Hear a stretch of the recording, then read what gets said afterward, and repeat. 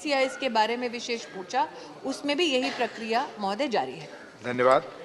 श्रीमती रंजीत रंजन। तो सभापति जी, मैं आपके माध्यम से मंत्री साहबा से पूछना चाहती हूँ, ये बच्चों का मामला है और कई बार बहुत सारे बालिका गृह, बाल गृह, अनाथालयों की कंप्लेंट्स मिलती रही है। मैं आपसे पूछना चाहती हूँ कि क्या जैसे कि जिला पदाधिकारी द्वारा, उनके पदाधिकारियों के द्वारा अनाथालयों की मॉनिटरिंग की जाती है और कई NGOs के द्वारा भी मॉनिटरिंग कराई जाती है। बहुत सारे अनाथालयों का ये शिकायतें मिली हैं कि वहाँ पे एब्यूजिंग होती है, सेक्स एब्यूजिंग होती है, उनको लेबर चाइल्ड के लिए यूज़ किया जाता है, बहुत तरह के हिंसक वारदातें होती है।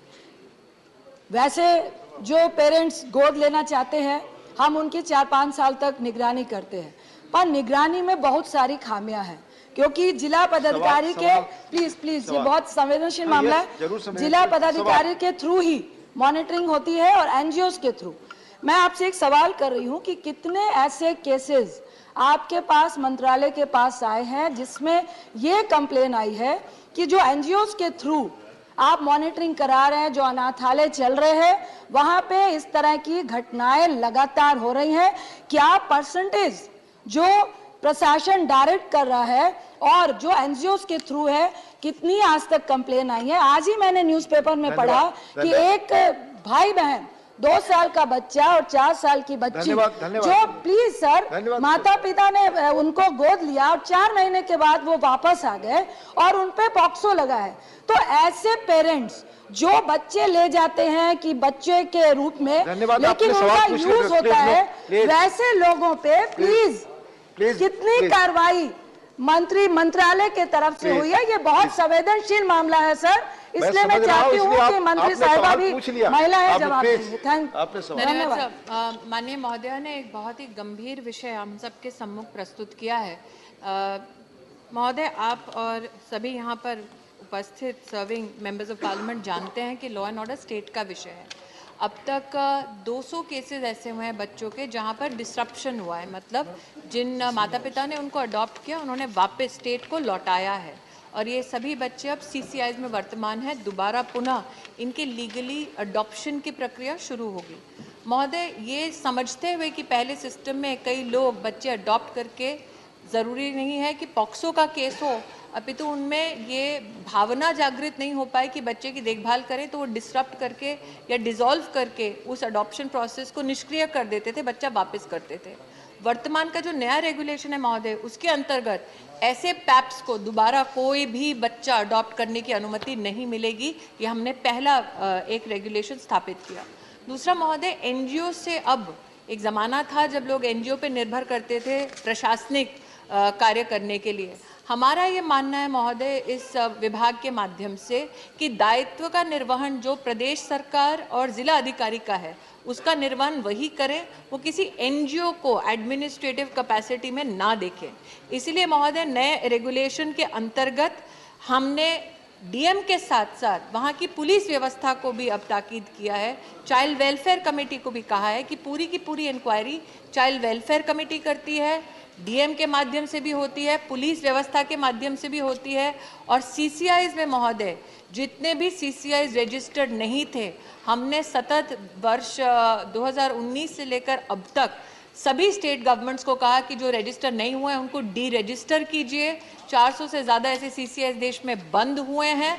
और साथ ही महोदय, अब जो नया रेगुलेशन आया है उसके अंतर्गत पहले ये माना जाता था कि अगर कोई NGO प्रस्ताव दे कि मुझे CCI खोलना है, वो डीम्ड अप्रूवल माना जाता था। महोदय, मैं आपके माध्यम से सदन को अवगत कराना चाहती हूँ कि हमने टाइटन किया है रेगुलेशन को। अब जब तक जिला अधिकारी, पुलिस अधिकारी सारे एप्लीकेशन की तफ्तीश ना कर ले, उस जो बनाना चाहते हैं CCI, उस संगठन के सभी संगठन के सदस्यों का अच्छी तरह से निरीक्षण ना हो, तब तक परमिशन CCI खोलने की भी अब भारत सरकार नहीं देती। धन्यवाद। मौसम नूर जी।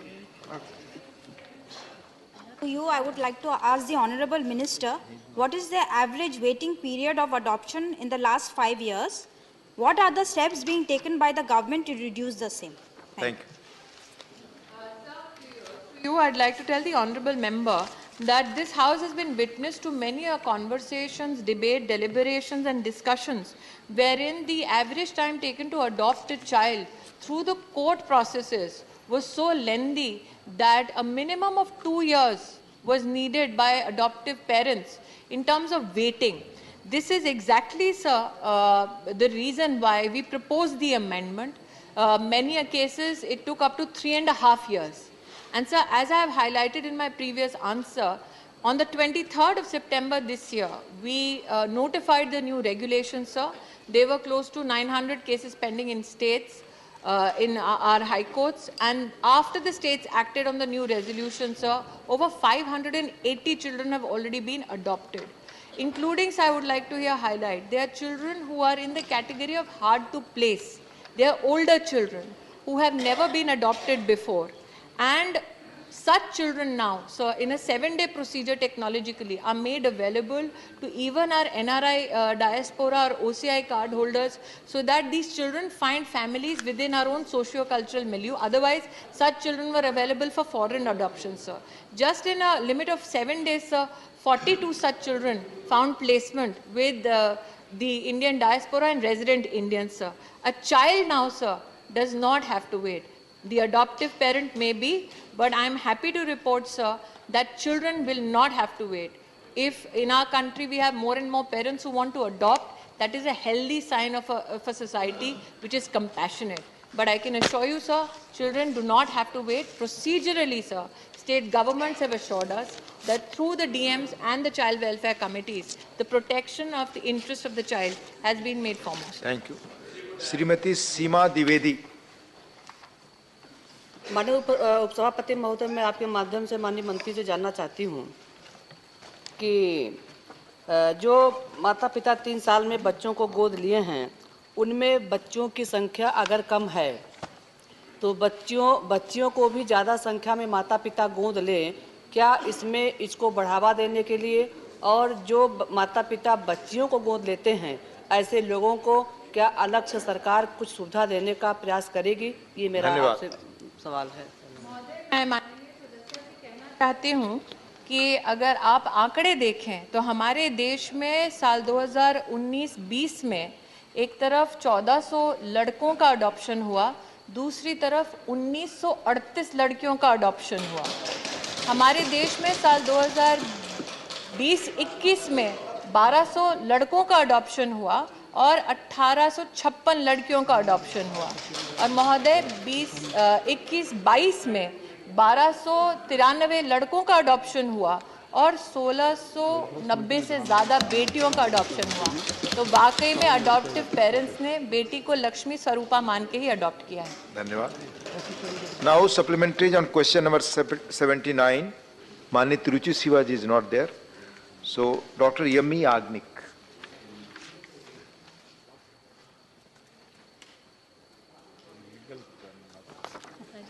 Supplementary on question number 79. Yes, sir. Thank you, sir. Sir, I have gone through the reply given by the Honorable Minister.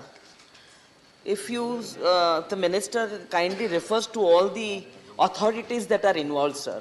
Child Welfare Committee, the Central Adoption Resource Authority, then there's a Juvenile Justice Board and an Act, and the Juvenile Justice Homes, then the District Child Protection Unit, OCI, CMO, there are so many authorities on one side. There might have been adoptions of the girl child and the boy child, as you mentioned, but the number which you have given is much less. The data shows a lot of orphan children in orphanages. I just want to ask you, do you have any plan to make some kind of an arrangement for these children for counseling? They are in waiting, they are not commodities.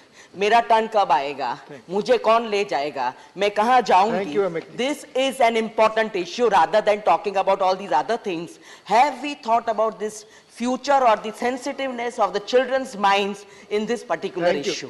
Thank you. I would like to very humbly, through you, sir, object to the fact that there is a presumption by the honorable member that the numbers that have been professed in this house are a part of an administrative imagination. I, sir, recognize the authority and the dignity of the house and so humbly through you submit, sir. All the numbers professed and including the numbers that have been given in written responses to this House, are accurate in collaboration with constitutional and administrative authorities across the country. Hence, to subject these numbers that have been professed to some kind of an illegality, sir, is a great disrespect to this House and efforts of government at the center and in the state, sir. So, insofar as this, again, proclamation that why have I written in this written response, who are the various administrative branches of government, including district authorities, who are liable or authorized or responsible to act in the interest of the child, sir. This House demands that kind of a disclosure in an answer, and hence that disclosure was given so that members of parliament, when they deem fit, know in the administrative hierarchy in the country who could they approach, in fact, if a child is in need of help.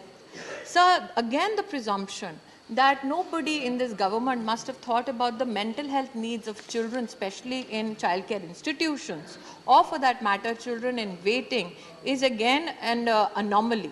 Because I have in this very House, sir, communicated earlier in one of my earlier engagements that in collaboration with NIMHANS, under the aegis of Ministry of Health, especially during COVID, the Ministry of Women and Child Development for children, particularly also in distress, in need, and children in CCIs, have received adequate counseling support through NIMHANS Samvad project. So over 1 lakh caregivers also were a part of it. Through the new regulations, sir, not only is mental health support and counseling given to children, but also adoptive parents. And not only pre-adoption, sir, but also post-adoption. I wish these facts which are available in public domain were reflected on before such a charge was made. Thank you. Dola Senji.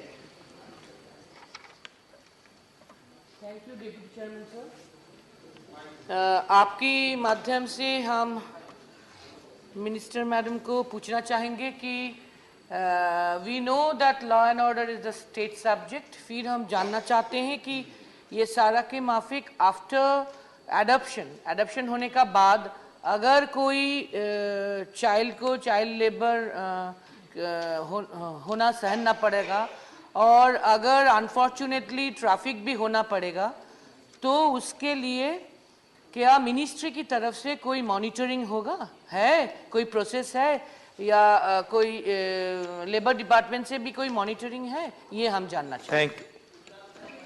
से माननीय महोदया को आपके माध्यम से अवगत कराना चाहूँगी कि चाइल्ड वेलफेयर कमेटी को तो सशक्त किया ही गया है, साथ ही प्रदेश में जो स्टेट कमीशन है चाइल्ड राइट्स के प्रोटेक्शन के लिए, वो एनसीपीसीआर के साथ राष्ट्रीय स्तर पे एक्ट की मॉनिटरिंग इम्प्लीमेंटेशन का काम करती है। सीडब्ल्यूसी के माध्यम से सब पोस्ट अडॉप्टिव फॉलोअप 2 साल तक सतत चलता है, जिसमें माता पिता के साथ साथ विशेष बच्चे के साथ फॉलोअप प्रोसेस होता है। तो अगर बच्चा, और ये नए रेगुलेशंस का एक प्रावधान है सर, बच्चा अगर तब जब जाके बार बार 2 साल तक इंक्वायरी होती है कि बच्चा ढंग से वहाँ पर रह पा रहा है, बच्चे को कोई तकलीफ है या नहीं है, तो उस के अंतर्गत सर उस इंक्वायरी या पोस्ट अडॉप्टिव केयर में निश्चित रूप से बातें सामने जागृत होंगी। ये नए एडॉप्शन के रेगुलेशन का सर एक अभिन्न अंग है। Thank you. माननीय MM Abdullah, honourable MM Abdullah.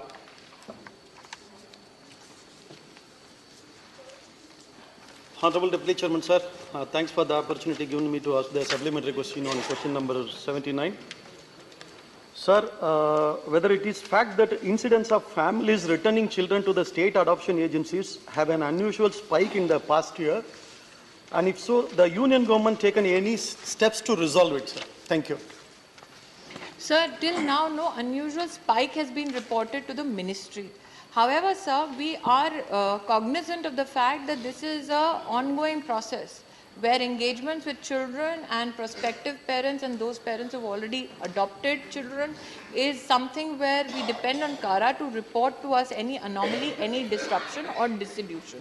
So from that perspective, sir, definitely the ministry tries to ensure that our engagement are productive, not only from the perspective of CARA, but also state adoption agencies, child welfare committees, NCPCR and SCPCR, sir.